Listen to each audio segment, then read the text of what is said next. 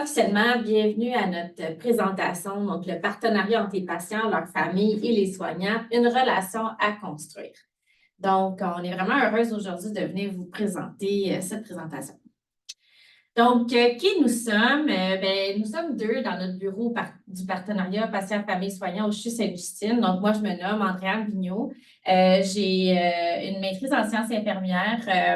J'ai un parcours de soins intensifs pédiatriques. Donc, j'ai fait toute ma carrière au CHU Sainte-Justine.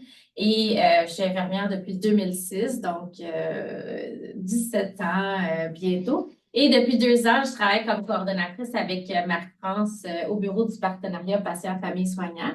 Un de mes rôles là, est vraiment de faire un peu le parallèle entre les professionnels et les patients, d'un peu comprendre c'est quoi la dynamique des deux volets, sans moi avoir le rôle nécessairement de patient partenaire, parce que c'est Marie-France qui va m'outiller de ce côté-là. Donc, je passe la parole à Marie-France pour se présenter. Alors bonjour, Marie-France Langlais. Je suis d'abord et avant tout la maman d'un ancien patient de Sainte-Justine, Lucas, qu'on voit ici que définitivement, il n'est plus un patient à Sainte-Justine, il est beaucoup plus grand que la maman maintenant. Donc, d'abord et avant tout, ce jeune-là a eu un parcours en cancéro enfant. Donc, il a eu un parcours d'environ une dizaine d'années à Sainte-Justine. Quand lui a gradué de Sainte-Justine, quand lui est passé à l'adulte, moi, j'ai offert, mais vraiment candidement, j'ai offert mon soutien, mon support à l'équipe de Cancéro. J'ai dit, si jamais vous avez besoin de moi pour quoi que ce soit, je serai toujours là. Et quelques semaines après, on m'a rappelé puis on m'a dit, ah oui, on aimerait mettre sur pied un comité d'amélioration continue au sein du programme de Cancéro de Sainte-Justine, puis on aurait besoin d'une maman partenaire. Et je me rappelle très bien de ma réaction à l'époque, j'ai dit, partenaire? Qu'est-ce que ça veut dire, ça, partenaire? Donc, déjà à l'époque, j'avais l'impression, moi, que j'avais travaillé beaucoup en équipe avec cette équipe-là tout du long des 10 ans de soins de mon enfant. Mais le mot partenaire n'évoquait pas autre chose que ça pour moi. Ça évoquait travailler en équipe. Donc, j'ai commencé comme ça, comme patiente partenaire, déjà en 2013.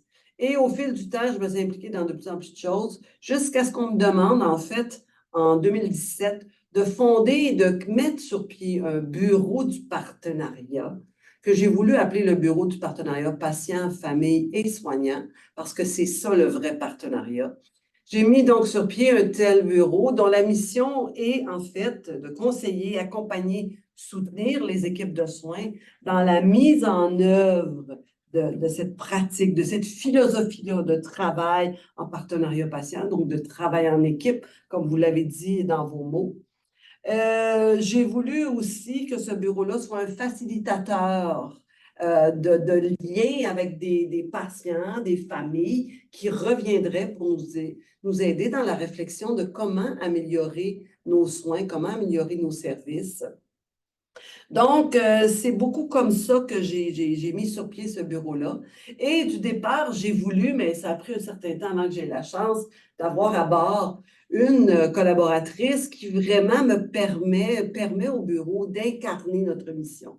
Donc, dans les faits, ce travail que nous faisons toutes les deux ensemble au quotidien incarne justement ça, le partenariat, le travail en équipe entre ces deux mondes-là qui sont vraiment différents, qui n'étaient pas nécessairement faits pour se rencontrer, mais qui ont à le faire en raison de la maladie ou de la problématique de nos enfants. Voilà. OK. Donc, maintenant, si on continue sur, on va pas faire énormément de théorie, mais on va faire une petite base sur comment ça s'est développé un peu cette notion-là de partenariat, comment ça a évolué dans les soins.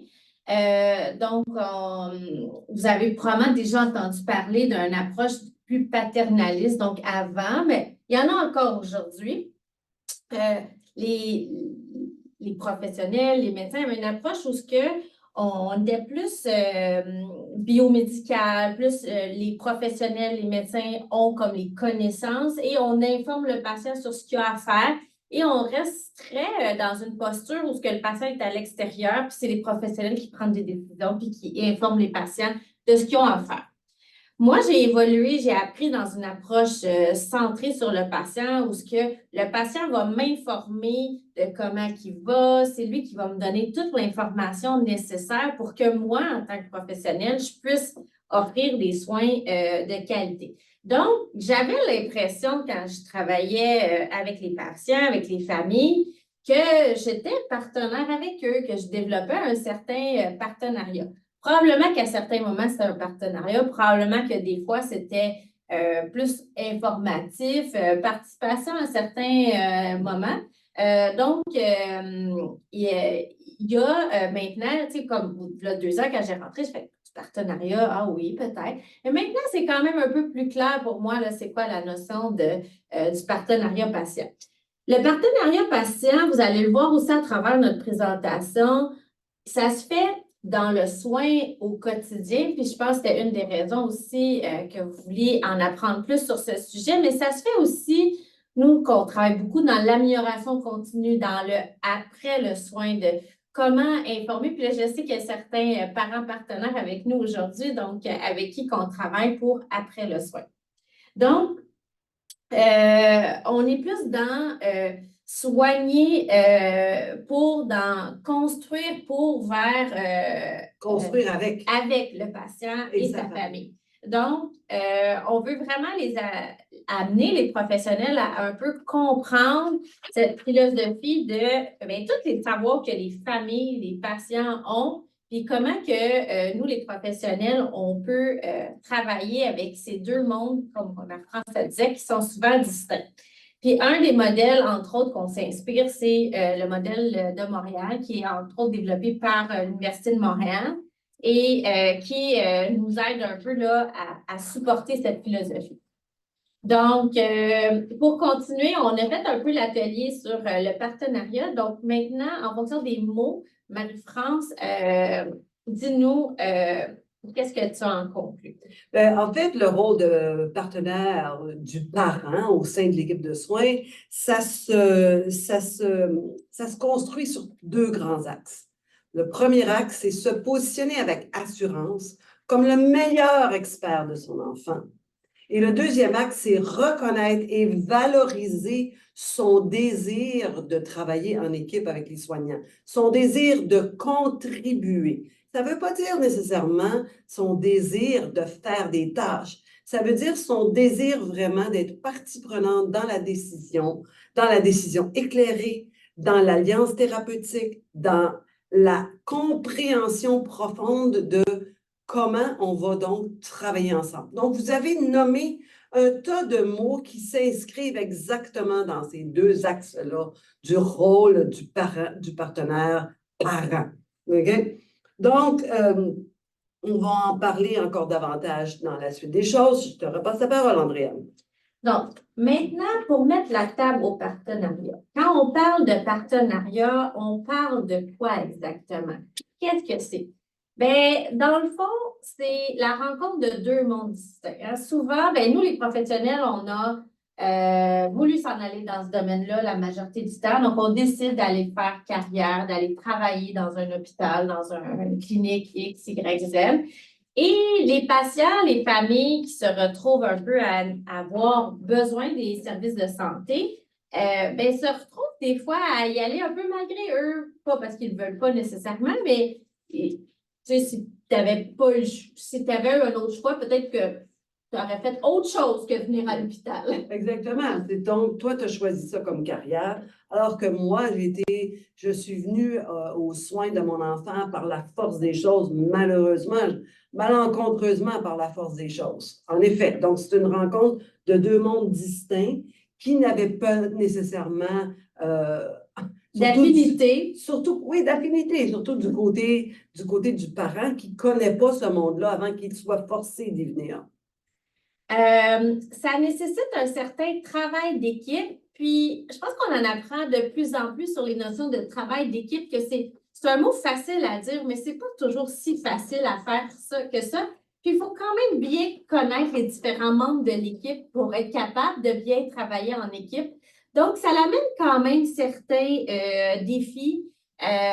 qui peuvent prendre du temps à se mettre en place. Oui, tu as raison, parce que c'est associé au premier point, en effet. Travailler en équipe, le travail d'équipe qu'on est habitué de faire dans la vie, c'est du travail d'équipe avec des gens qui ont choisi, en effet, de venir travailler à un même endroit, qui ont des intérêts communs professionnels, qui ont des intérêts communs sociaux, qui ont des intérêts communs intellectuels même. Donc, ce travail d'équipe-là, il y a déjà des assises, alors que dans le soin, avec le premier point qu'on a mentionné, c'est pas inné, ce travail d'équipe-là. C'est également à géométrie variable. Donc, ce qu'on veut dire par géométrie variable, c'est autant les soignants, ils ont appris de différentes manières, ils ont appris dans leur processus de carrière à des moments avec des philosophies, des paradigmes différents. Puis autant les patients arrivent avec des fois des optiques de je veux être en partenariat ou je ne sais pas tout c'est quoi être en partenariat. Donc, je ne sais pas nécessairement si j'ai envie d'être partenaire avec cette équipe-là, avec ce médecin-là, avec ce professionnel-là. Donc, on doit aussi, autant les familles que les soignants, naviguer dans ça te tente-tu, ça te tente pas, et de part et d'autre, puis des fois, on ne le sait pas nécessairement. Oui, puis on intervient avec plusieurs patients d'un côté, puis avec plusieurs soignants de l'autre. C'est pas un état de fait. Donc, c'est pas nécessairement quelque chose qu'on dit, ah, demain, je vais travailler en partenariat. Donc, mon médecin est en partenariat, je suis en partenariat, donc on fait du partenariat. C'est un petit peu plus complexe, ça nécessite comme un travail à tous les jours, un petit bloc de plus, un certain équilibre. Des fois, ça va bien, des fois, c'est plus difficile. Donc, c'est évolutif dans le temps, c'est ça que tu nous dis? Oui. Okay. Et ça nous amène vers une culture en évolution, justement, où tranquillement, on développe une relation, tranquillement, on devient de plus en plus en équipe. Tranquillement, je pense que nos différents mots font du sens aussi, géométrie variable. Donc, on le désire chacun de s'impliquer davantage. Tout ça à partir d'une posture qu'il faut qu'il soit ouverte à ça des deux côtés. Oui. OK, je te suis. Et finalement, ce n'est pas une technique de gestion de crise. Donc, ce n'est pas quand ça ne va pas bien, autant dans le soin, autant dans le suivi. Puis des fois, ça peut être des enjeux autant du professionnel qui a eu une mauvaise journée, qui s'est levé du pied gauche, que vous, comme parents, comme famille, avez vécu un drame X, Y, Z, autre chose qui n'a même pas rapport. Des fois, on ne peut pas dire je vais régler le problème parce que je vais faire du partenariat. Donc, c'est vraiment un peu des points à se souvenir puis à garder en tête. Maintenant, donc, le partenariat, qu'est-ce que c'est? Comment on va le voir aujourd'hui pour vous guider, vous outiller un peu, parce que ça faisait partie des objectifs de la présentation. Comment, du côté de la famille, des parents, vous pouvez être outillés pour un peu autant tendre la perche vers les soignants que les soignants peuvent vous tendre la perche, comment vous rendre compte qu'on vous tend la perche à devenir partenaire. Donc, on a voulu un peu vous en donner de l'information sur dans l'œil du soignant. Ça veut dire quoi être en partenariat? La notion de pédiatrique, où ce qu'on est quand même assez seul à Sainte-Justine à travailler le partenariat en pédiatrie de manière très officielle. Comment on développe cette collaboration efficace? C'est quoi les facteurs facilitants, contraignants, les barrières qu'on peut rencontrer? Et on va finir avec quelques exemples. Donc, pour commencer, dans l'œil du soignant, donc, c'est un peu ma vision, pas nécessairement moi, je suis allée chercher un peu de recherche, mais qu'est-ce qui fait que des fois, ça peut être soit facilitant ou difficile? Donc, motivation versus contrainte. Donc, quand on se met dans la posture d'un soignant, le soignant ou la famille, vivre en santé versus composer avec la maladie. Souvent, moi, mon but comme soignant, c'est de guérir la maladie, guérir le problème, m'organiser pour que ça aille mieux pour toi. Tandis que souvent, la motivation de la famille à travailler en équipe, c'est d'apprendre à composer avec la maladie. Ce qui fait que des fois, moi, une des choses qui a été très qui est frappant depuis que je travaille en partenariat, c'est à quel point que parfois, on a une communication qui est parallèle, qu'on parle le même langage, mais avec des mots différents, puis on ne se comprend pas nécessairement. Ouais, mais tu vois, quand tu dis ça, vivre en santé versus composer avec la maladie, ben, ça fait appel, ça fait écho à ce que moi j'ai vécu, par exemple. Quand je regarde une équipe de cancéros, leur objectif, c'est de détruire le cancer. Alors que moi, évidemment que mon objectif était de détruire le cancer de mon fils, mais il fallait que je compose avec le cancer de mon fils, il fallait que je reconstruise mon fils, reconstruire mon couple, reconstruire ma famille.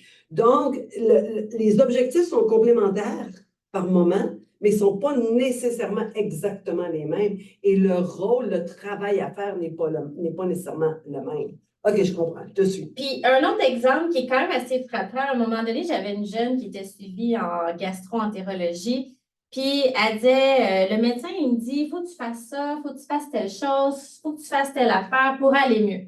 Puis la jeune, elle regarde son médecin, puis 13-14 ans, là. Donc elle a quand même eu le culot, l'audace d'aller nommer à son médecin, OK, peut-être que je ne fais pas tout ça, mais est-ce qu'on peut partir avec des choses que je fais? Il doit y avoir des choses quand même que je fais bien. Est-ce qu'on peut partir avec ces choses-là puis évoluer ensemble? Puis elle dit à partir du moment où j'ai nommé cette espèce de tension-là, la dynamique, elle a complètement changé et on s'est mis à travailler ensemble. Donc, il y a une certaine compréhension que… elle a amené, par la force des choses, cette jeune de 13-14 ans-là, a amené le soignant sur le terrain du partenariat. OK, je comprends très bien. L'impact positif recherché par le soignant. Donc, moi, quand je ne sais pas nécessairement, des fois, je peux être maladroit dans ma connaissance, dans ma compréhension de ce que c'est le partenariat. Fait que je vais aller chercher des points positifs à travailler au partenariat. Donc, pour moi, ça va être une façon de valoriser le patient, de valoriser la famille, de me dire, ben si on travaille en partenariat, tu vas avoir des meilleurs résultats pour ta santé. Tu sais, je ne le vois pas nécessairement valorisant pour moi. Puis, ben, dans ma tête, en arrière, ben, on connaît tous les enjeux du système de la santé. Ben, si tu prends mieux en soin de ta santé, ça va réduire les coûts de santé, ça va augmenter l'efficience des soins, puis tout le monde va être plus content. Mais des fois, ce n'est pas nécessairement les mêmes attentes que les familles ont. Fait que parfois, c'est aidant, puis parfois, ça peut rendre les choses plus complexes. Les attentes des professionnels face au partenariat. Donc, si je ne suis pas super habile avec le partenariat en tant que professionnel, c'est quand même ça fait à peu près une dizaine d'années qu'on en parle. Donc, ça ne fait pas énormément longtemps. Et bien, pour moi, je vais m'attendre que la famille, quand elle arrive dans le bureau, bien, elle est préparée, qu'elle connaît ses besoins, qu'elle connaît ses objectifs, qu'elle connaît ses attentes, qu'elle arrive avec sa liste d'épicerie, puis qu'elle me raconte ses choses. Et bien, à ce moment-là, puis même, je vais être honnête avec vous, parfois, ce n'est pas toujours facile. Même moi, quand je suis infirmière de formation, quand je vais chez le médecin pour moi, ben, je ne suis pas infirmière, je suis une personne de presque 40 ans qui est comme vous. Mais puis même si je travaille beaucoup sur le partenariat, des fois, je suis pas toujours c'est pas toujours facile de bien identifier ses besoins, c'est pas toujours facile de bien connaître c'est quoi l'objectif de la rencontre, puis c'est quoi mes attentes. Donc, c'est quand même une demande qui peut être parfois quand même complexe qu'on a face aux familles, puis c'est un apprentissage qui peut prendre quand même du temps à bien comprendre finalement dans la relation qu'on va construire avec notre soignant. Et finalement, les fausses croyances, bien, souvent, comme professionnels, des fois, on va avoir tendance à dire que les patients vont préférer remettre les décisions aux mains des experts, donc revenir avec une posture de paternalisme et que, bien, des fois, la participation à participer aux soins, l'intérêt va être variable, ça va dépendre de plein de facteurs, ce qui fait que, bien, des fois, si on n'a pas de signe très précis comme quoi que la famille va être en partenariat, ben, on va se dire, ben, c'est comme ça, puis il n'y a pas de souci. OK. Et maintenant, Marie-France, toi qui as travaillé quand même beaucoup dans le partenariat pédiatrique, qu'est-ce que c'est pour toi? Bien, pour moi, le partenariat pédiatrique, parce que c'est de ça qu'on parle aujourd'hui, ça se décline suivant 4 grandes dimensions. Il y a la dimension, le rôle des soignants versus le rôle des familles. On en a un peu parlé, donc. Non, en fait, partenariat, ça veut dire que nous sommes complémentaires, qu'on partage le soin aujourd'hui, mais qu'il faut reconstruire l'enfant pour demain. Qu'on est aussi complice, que ça nous permet donc d'avoir des décisions éclairées et consensuelles qui vont assurer ultimement une meilleure qualité et sécurité des soins, chaque enfant. Une autre dimension, c'est toute la dimension de mais qui est partenaire en fait? Tu viens d'en parler. Par moment, l'enfant a un rôle de partenariat tout à fait parce que c'est son corps aujourd'hui puis pour le restant de sa vie. Puis par moment, c'est le parent, puis il y a des moments où ce sont les deux parce que le parent, lui, son vrai rôle, c'est l'expert de son enfant. Il y a le partenariat, tu en as parlé, géométrie variable. Donc, long terme versus ponctuel. Ponctuel, c'est à chaque fois, il faut se tendre la main mutuellement dans une posture d'accueil puis d'ouverture. Puis à long terme, ben, ça va évoluer dans le temps. Puis ça va être la géométrie variable en fonction de comment on se sent, puis comment on change de soignant, etc. Donc, il va y avoir une évolution, puis il va y avoir de la géométrie variable. Ce n'est pas constant. Puis il y a toute la dimension de en direct, donc dans les soins au quotidien, versus en différé. Ce que ça veut dire, c'est qu'il y a aussi tout l'aspect partenariat dont on parle moins aujourd'hui, mais qui est de ramener des familles, on en a quelques-uns qui sont avec nous aujourd'hui, pour venir travailler à l'amélioration continue des soins. Donc, c'est ces 4 dimensions-là qui définissent vraiment le partenariat patient pédiatrique. Maintenant, le parent, c'est de lui dont on parle aujourd'hui. Le parent, en fait, c'est un pivot extrêmement compétent dans les soins au quotidien de son enfant. Et c'est ça, c'est sur ces 4 dimensions-là que son rôle est vraiment essentiel, parce que c'est lui l'expert de la vie avec la maladie. Donc, qu'est-ce qu'il a dans sa poche? Il a une connaissance intime de l'enfant. Et ça se décline les allergies, les réactions, les traitements antérieurs, les maladies antérieures, etc. Donc, une connaissance profonde. Il y a aussi une présence forte du côté, quand il y a des hospitalisations, plus souvent qu'autrement, le parent est beaucoup là. Le parent soutient son enfant, réconforte son enfant. Le parent est viscéralement vigilant. Du côté de la dimension des suivis en clinique, c'est lui qui souvent va faire ce que j'appelle le rapport d'évolution du patient, le suivi de l'adhésion au traitement à la maison. C'est lui qui gère tout l'agenda du patient. C'est lui qui est le porte-parole des besoins de l'enfant. Puis c'est lui qui repart avec la suite des choses à faire à la maison. Après ça, ben, la vie à la maison, c'est lui, en fait, qui est le soignant principal 24/7. C'est lui qui a la responsabilité de diagnostiquer les symptômes, d'appliquer toutes les recommandations, de faire la gestion des effets secondaires. Donc, ce rôle qui est parfois même extrêmement pesant, genre, je peux en témoigner, mais ce rôle-là, c'est toutes ces 4 dimensions-là de ce rôle de parent-là, ça fait de lui, justement, un partenaire plus que compétent dans l'équation et qui a un rôle fondamentale de connaissance. Je reviens tout le temps sur ça, la connaissance profonde de son enfant. Il connaît mieux que tous les autres intervenants cet enfant-là. OK? Je pense que... Oui, on a fait on est quand même assez rapide, là, c'est à la fin, vous avez des questions, là, gênez-vous pas. Maintenant, comment on peut développer cette collaboration de manière plus efficace? Bien, il existe quand même dans la littérature des motivations qui sont conjointes à être partenaires, toutes les deux ensemble. Donc, de bénéficier d'une approche adaptée et personnalisée. Cet élément-là, je le trouve quand même fort. Ce n'est pas nécessairement facile à faire.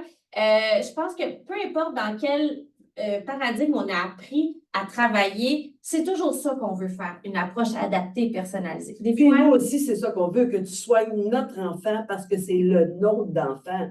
Puis que, donc, je trouve ça intéressant, ce premier point-là, parce que, en fait, nous, il faut qu'on se ramène à ça aussi. Souvent, on va dire les parents, oui, mais comment ça se fait que tel autre enfant, il y a eu telle autre affaire, puis que lui, ça a marché, puis pourquoi vous ne le faites pas sur le mien? En cancéro, c'est extrêmement fréquent. Mais ça, dans ce partenariat fort, de réaliser justement que en travaillant vraiment en équipe puis en se concentrant sur cet enfant-ci, avec mes connaissances de cet enfant-ci, on peut donc bénéficier d'une approche adaptée et personnalisée. Oui, OK.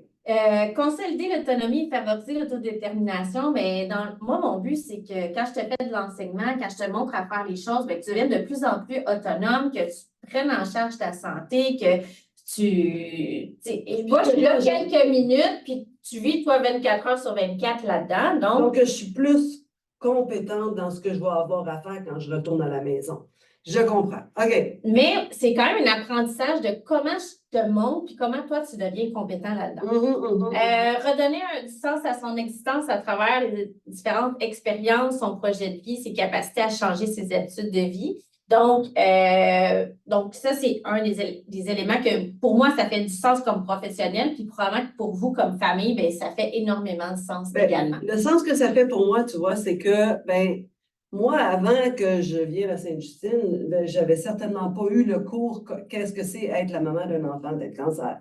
Donc, évidemment que toute mon expérience avec les infirmières, de votre enseignement, tout ça, c'est pas juste au niveau des tâches, c'est beaucoup plus, je trouve, que ça m'a aidé à m'approprier cette nouvelle réalité-là.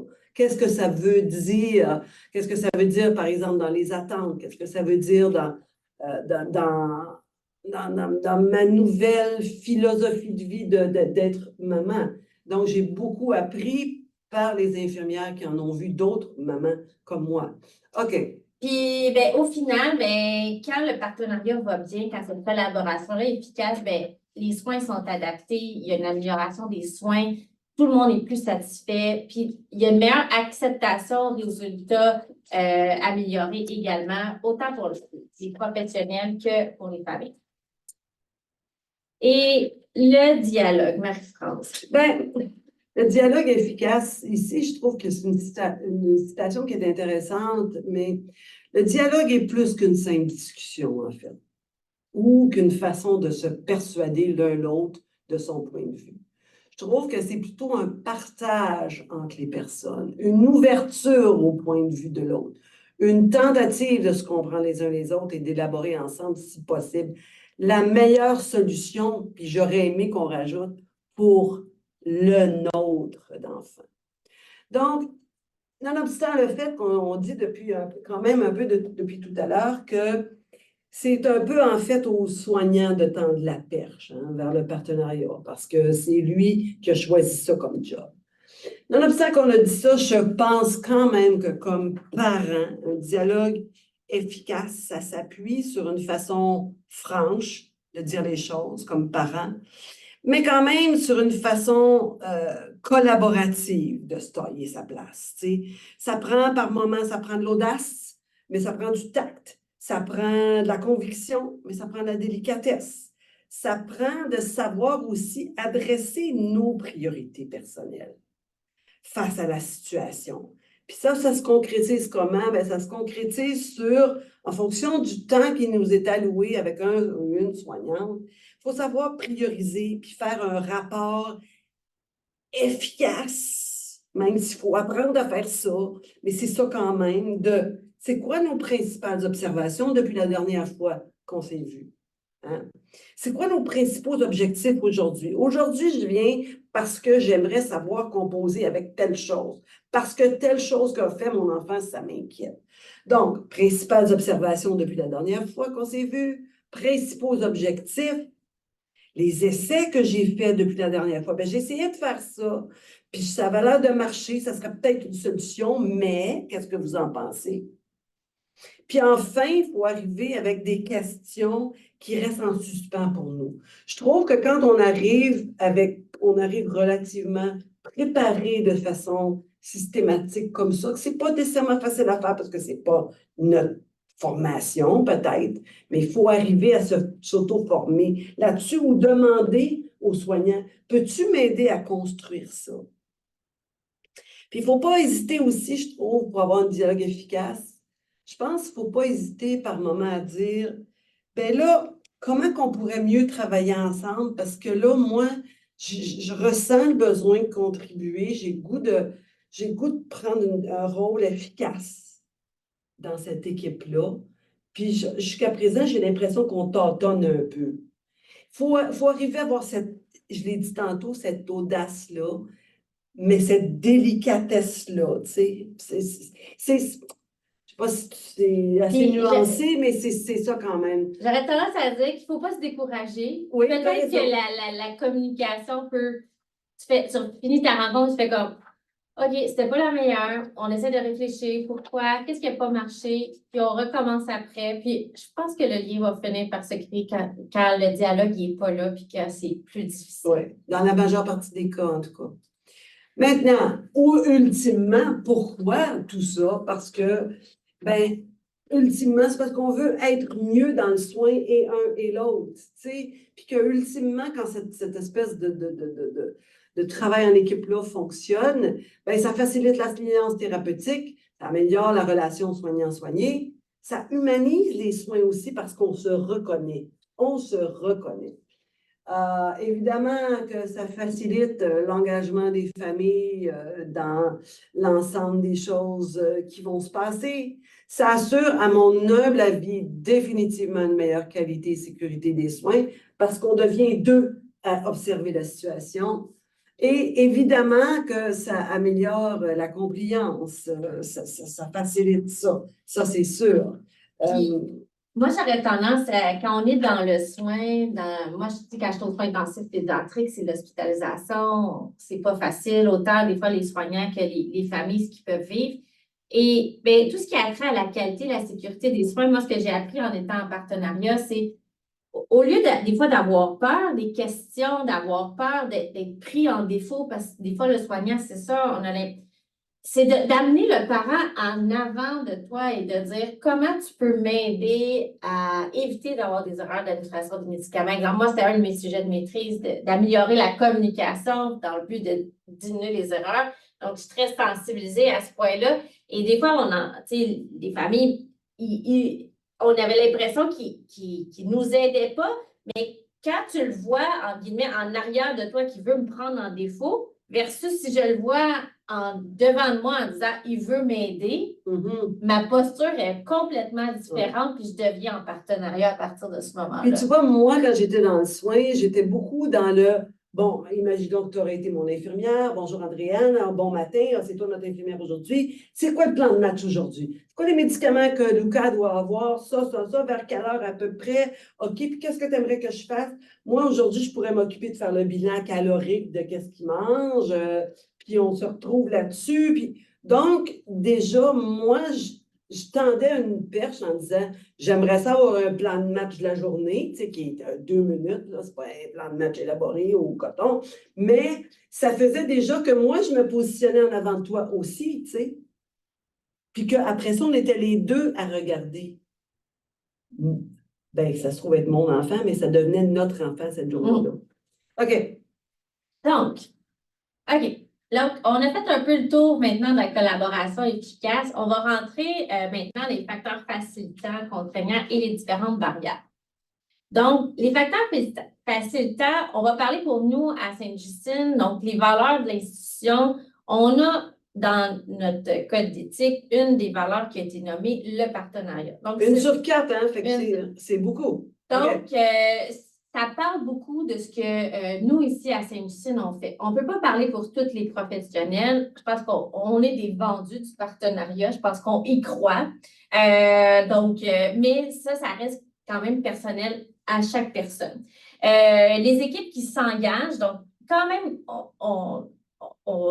on travaille, en guillemets, quand même beaucoup sur le partenariat. Les équipes ont envie de le faire. Je pense qu'on a une belle présence au CHU Sainte-Justine. Donc, les équipes sont engagées à vouloir. Ça ne veut pas dire que nécessairement c'est facile, mais ils ont de l'intérêt. Et nous, on travaille entre autres aussi à la formation des équipes, la formation des professionnels à travailler de plus en plus en partenariat. Donc, tranquillement, on fait notre chemin, nous, au CHU Sainte-Justine, pour faciliter le partenariat. Par contre, des fois, il y a certains facteurs contraignants qui ne nous appartiennent pas autant aux professionnels, à l'organisation que vous, des fois, surtout cet exemple qu'on regarde, les nouveaux immigrés, ce n'est pas de leur faute. S'ils arrivent et qu'ils ne parlent pas le français ni l'anglais, bien, c'est difficile de faire du partenariat. Puis, ce n'est pas nécessairement une mauvaise volonté. Là, c'est un fait. Les expériences avec les patients en famille dites difficiles. Marie-France, des fois, elle va nommer que il y a eu des fois des étiquettes qui ont pu être nommées. Puis je pense que les soignants, on va se dire, des fois, on va nommer. Moi, je pense que je suis beaucoup plus maintenant sensible à cet élément-là. Mais c'est vrai que des fois, quand on vit des situations plus difficiles, Ben, c'est qu'après coup, tu sais, si par exemple, tu as vécu une situation X avec une famille qui c'est devenu difficile, cette relation-là, pour un ensemble de facteurs. Après ça, ça te rend plus réticente à t'engager dans une relation de partenariat avec les prochaines familles. Donc, ça te marque jusqu'à un certain point. Ça crée des cicatrices. Je comprends ce que tu veux dire. OK. puis cet élément-là, vous pouvez le changer patient à famille pour avec des soignants. Parfois, vous avez peut-être eu des soignants qui étaient plus difficiles aussi, là. Donc, Oui, oui, pour oui, vous oui. aussi, ça peut vous marquer. Incidents, accidents ou erreurs médicales, autant du côté des professionnels s'ils en ont vécu que des familles si vous en avez vécu dans votre famille proche, votre famille élargie.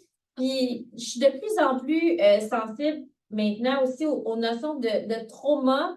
Il y a des approches sur une approche de soins un peu basée sur l'information que les familles peuvent nous transmettre sur les traumas X, Y, Z sans nommer, mais juste d'être conscient que les familles peuvent avoir ou les gens peuvent avoir vécu Les et traumas antérieurs. antérieur, puis qui n'est pas nécessairement dans le domaine médical, parce que Oui, mais ça peut être aussi parce que si je prends mon propre exemple, quand je suis arrivée dans le soin de mon fils, j'avais déjà vécu un certain trauma parce que ma mère, à moi, était morte d'une erreur médicale d'un très grand hôpital de Montréal. Donc, j'arrivais déjà avec une longueur d'arrière par rapport à ce qui peut se passer dans un hôpital de très grave. Tu as raison. Donc, ces antécédents-là, ces traumas antérieurs-là, peuvent être au détriment.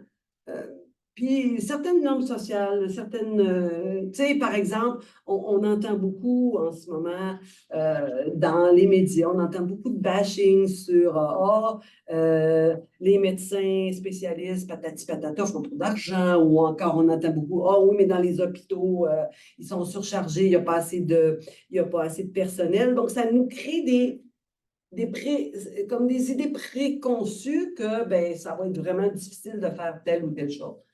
Je comprends très bien. Mais, et Marc, je te laisserai parler un peu des oui, barrières que toi, quand tu essaies d'être dans le partenariat, qu'est-ce que tu comme peux vous savez, qu'est-ce ouais. qu'on trouve des fois qui est rébarbatif au partenariat? Tu en as un peu parlé du côté de l'organisation, mais ça reste qu'il y a d'autres barrières qui nous rendent rébarbatifs. Par exemple, quand on se fait dire des formules toutes faites, tu sais, je ne sais pas, moi, bon, ben vous allez voir Madame Langlais, moi, on m'avait dit en tout début, vous allez voir Madame Langlais, vous allez sortir grandi de cette expérience-là. Ben après, 2 semaines après le diagnostic d'un cancer très difficile à soigner chez ton enfant, de te faire dire que tu vas sortir grandi, tout ça, ça t'encourage pas à faire, à travailler en équipe, je trouve. Enfin, on peut en parler longtemps. Il y a des tentatives humoristiques aussi, des fois, pour dédramatiser les situations. Certains soignants, ils sont portés vers la tentative humoristique, alors que nous, on est complètement ailleurs. Donc, comment entrer en partenariat quand on sent que pour dédramatiser, le soignant va faire une boutade, ça nous interpelle pas. Les étiquettes, t'en as parlé. Moi, j'avais l'impression à un certain moment que j'avais été étiquetée donc comme une maman difficile. Donc, je me sentais pas accueillie comme partenaire. Le manque de considération, le manque de valorisation de la contribution des familles. Évidemment, si on a l'impression que les suggestions qu'on amène tombent à plat, ben, on ne se sent pas accueilli comme un partenaire. Puis souvent, ben, on a l'impression donc que les soignants, ben, ils manquent de temps, ils manquent de temps, ils manquent de temps, fait que je ne vais pas m'investir davantage parce que ça va leur demander trop de temps, puis je vais être mal accueillie. Donc, il y a toutes sortes, en fait, de perceptions qui peuvent être antagonistes, peuvent aller à l'encontre de se sentir accueilli comme partenaire potentiel. Donc, et maintenant, deux exemples qui vont nous amener à terminer la présentation. Donc, ben, un premier exemple, c'est un jeune qu'on connaît, que nous, on connaît bien, parce qu'il a décidé d'être patient partenaire. mais qui, lui, quand il parle de sa relation avec son pédiatre ici à Sainte-Justine, il dit, ben, quand le médecin prend le temps de bien m'expliquer les possibilités de traitement, puis qu'on en discute ensemble, puis qu'au final, c'est moi qui prends la décision de quel traitement parmi ceux qui me proposent je voudrais faire.